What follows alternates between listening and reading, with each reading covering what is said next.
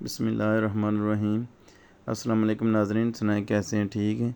امید ہے کہ سارے ٹھیک ٹھاک ہونے دے اس ہستے کھیڈتے پاکستان دے وچ اپنی بہترین زندگی گزارتے ہونے دے پے۔ اچھا ناظرین، اج ایک نئی کہانی دے نال اج تانوں حضرت محمد صلی اللہ علیہ وسلم دے بارے جڑے واقعہ ہوئے نے ایک دو وہ تہاڈے نال شیئر کراں گے، وہ تانوں سناں گے تے امید ہے کہ تانوں پسند آون دے۔ لو پھر ہن واقعہ سنو۔ بسم اللہ الرحمن الرحیم۔ محترم ناظرین، السلام علیکم۔ مسجد نبوی میں ایک ستون کو ستون حنانہ کہا جاتا ہے۔ لفظ حنانہ کے معنی چیخ و پکار کرنے والے کے ہیں۔ مسجد نبوی کے اس ستون کو حنانہ کہنے کی وجہ یہ ہے کہ رسول اکرم صلی اللہ علیہ وآلہ وسلم کی حیات طیبہ میں یہاں ایک کھجور کا تنا ہوا کرتا تھا۔ نماز پڑھنے کے بعد رسول خدا اس تنے کا سہارا لے کر مسلمانوں سے خطاب کیا کرتے تھے۔ ایک مومن خاتون نماز کے لیے روزانہ مسجد میں آتی تھی۔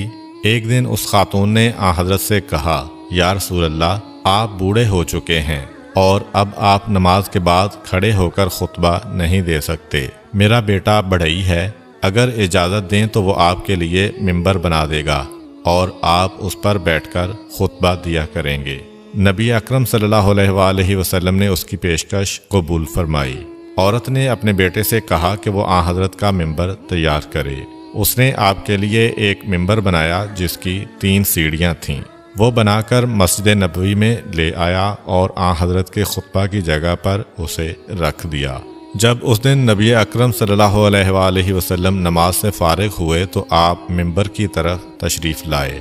جب آپ ممبر کی طرف جا رہے تھے اور اس کھجور کے تنے کے قریب سے گزرے تو تنے سے رونے کی آواز بلند ہوئی، جسے تمام مسلمانوں نے سنا اور اس کے رونے سے حضرت خود بھی متاثر ہوئے۔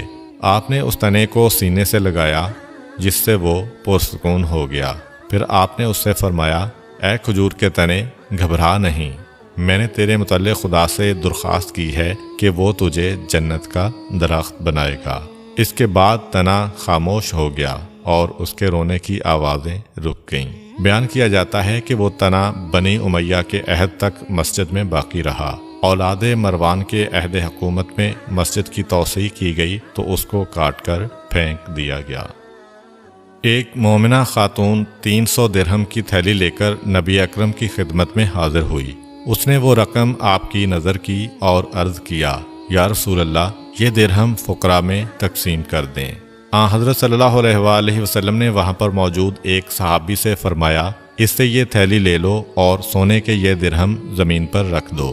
صحابی نے وہ تھیلی لی اور خاتون کے سامنے اسے انڈیلا تو اس میں سے سونے کے درہم زمین پر گرنے لگے۔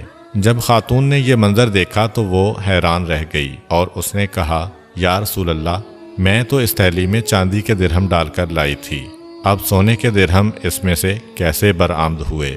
حضرت صلی اللہ علیہ وآلہ وسلم نے فرمایا، تعجب مت کرو، میں نے کہہ دیا کہ درہم سونے کے ہیں، اللہ تعالیٰ نے انہیں سونے میں تبدیل کر دیا۔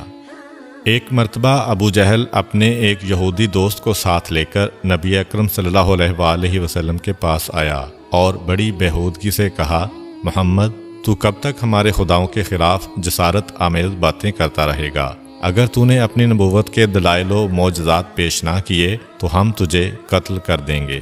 نبی اکرم صلی اللہ علیہ وآلہ وسلم نے فرمایا، جو کچھ تم چاہتے ہو عنقریب تمہیں دکھاؤں گا۔ ابو جہل نے اپنے یہودی ساتھی سے مشورہ کیا کہ بتاؤ محمد سے کس طرح کا معجزہ طلب کریں جس کے پیش کرنے سے یہ عاجز آ جائے۔ یہودی نے کہا، اگر تم نے زمین پر موجود کسی چیز کا معجزہ طلب کیا تو وہ اپنے جادو کے زور پر وہ معجزہ تمہیں دکھا دے گا۔ تم اس سے آسمانی معجزہ طلب کرو، کیونکہ آسمان پر جادو نہیں چل سکتا۔ ابو جہل نے کہا، محمد، اگر چاند کے 2 ٹکڑے کر دے تو ہم تجھ پر ایمان لائیں گے اور تیری بیعت کریں گے۔ نبی کریم نے ابو جہل سے وعدہ لیا۔ اس نے آپ سے پختہ وعدہ کیا۔ اس گفتگو کے دوران قریش کے 14 سرکردہ افراد بھی شریک تھے۔ انہوں نے بھی آپ سے یہی وعدہ کیا کہ اگر آپ نے چاند کے 2 حصے کر دیے تو ہم سب آپ پر ایمان لے آئیں گے۔ اس وقت جبریل امین خدا کی طرف سے آپ پر نازل ہوئے اور انہوں نے کہا کہ اللہ کہہ رہا ہے کہ ہم نے افلاک و نجوم کو آپ کے تابع کر دیا ہے، آپ جب چاہیں گے وہ آپ کے حکم کی تعمیل کریں گے۔ اللہ کا وعدہ سن کر آپ مطمئن ہو گئے اور آپ نے فرمایا کہ جب چاند مکمل جوان ہو کر بدر کامل کی صورت اختیار کرے گا تو میں اس رات یہ معجزہ پیش کروں گا۔ الغرض 14ویں کی رات ہوئی۔ اس رات حسب وعدہ پیغمبر اسلام صلی اللہ علیہ وآلہ وسلم کوہ ابو قبیس پر چڑھے۔ آپ کے ساتھ مسلمانوں کی ایک جماعت تھی اور دوسری طرف سے ابو جہل اپنے یہودی دوست اور مشرکین کے گروہ کو لے کر آیا اور وہ بھی کوہ ابو قبیس پر بیٹھ گئے۔ معجزہ دکھانے سے قبل آپ نے ان سے دوبارہ عہد و پیمان لیا کہ اگر چاند کے 2 ٹکڑے ہو گئے تو وہ آپ کی نبوت پر ایمان لائیں گے۔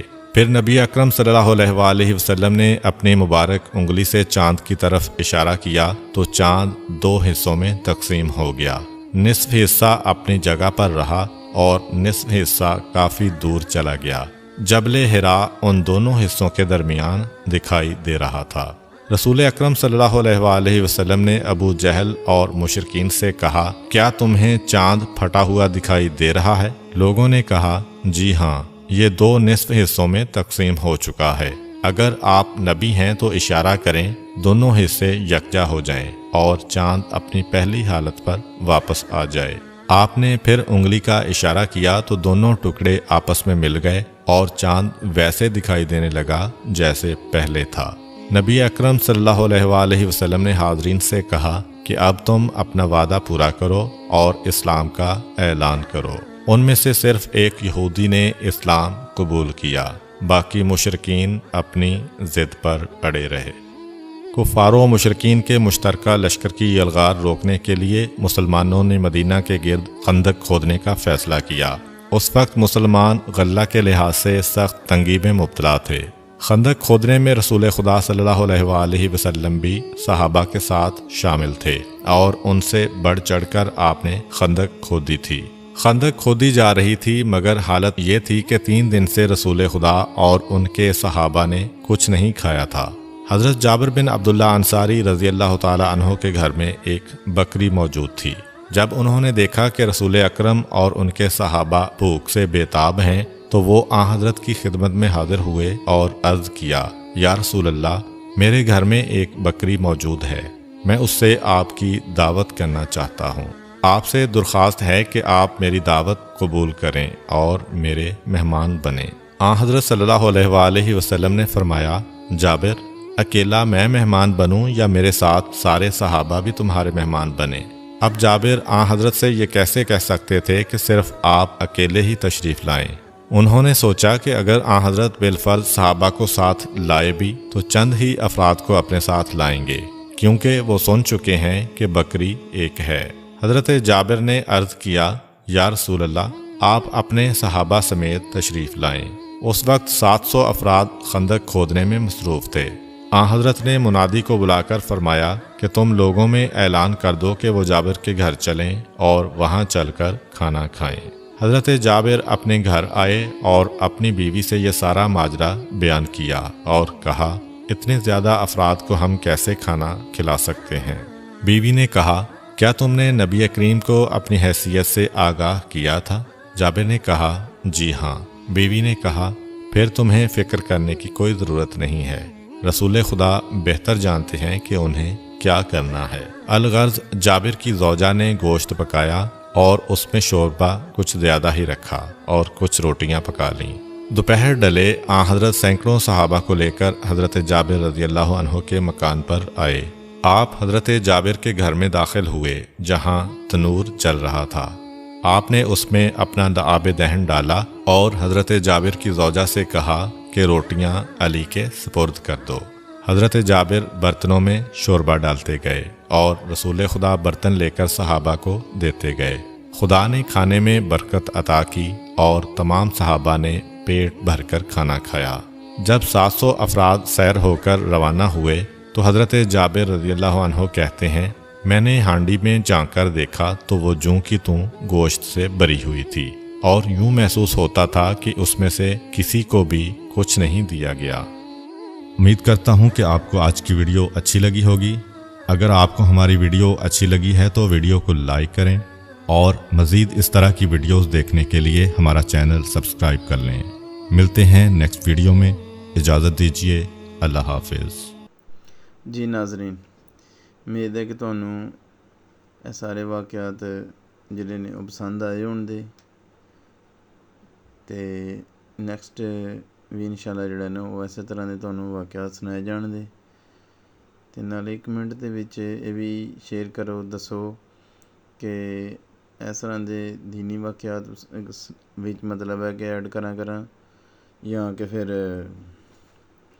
ਕੋਈ ਫਨੀ ਜਾਂ ਵੈਸੇ ਕਹਾਣੀਆਂ ਜਿਸ ਤਰ੍ਹਾਂ ਦੀ ਪਸੰਦ ਹੈ ਉਸ ਤਰ੍ਹਾਂ ਦਾ ਤੁਸੀਂ ਕਮੈਂਟ ਕਰਕੇ ਦੱਸੋ ਤਾਂ ਕਿ ਮੈਂ ਉਸ ਤਰਤੀਬ ਨਾਲ ਇਹ ਕਰਾਂ। ਲੇਕਿਨ ਮੇਰਾ ਦਿਲ ਹੈ ਕਿ ਜ਼ਿਆਦਾ ਦੀਨੀ ਵਾਕਿਆਤ ਜਿਹੜੇ ਨੇ ਇਸਲਾਮ ਦੇ ਹਵਾਲੇ ਨਾਲ ਉਹ ਸ਼ੇਅਰ ਕੀਤੇ ਜਾਣ ਤਾਂ ਕਿ ਵੀਡੀਓ ਵੀ ਬਣਦੀ ਰਹੇ ਅਤੇ ਨਾਲੇ ਕੋਈ ਇਸਲਾਮ ਦੀ ਵੀ ਗੱਲ ਹੁੰਦੀ ਰਹੇ। ਠੀਕ ਹੈ ਨਾਜ਼ਰੀਨ, ਆਪਣਾ ਖਿਆਲ ਰੱਖੋ। ਆਸਮ ਗਿਆਲ ਨੂੰ ਇਜਾਜ਼ਤ ਦਿਓ। ਅੱਲਾ ਨਿਗਹਿਬਾਨ।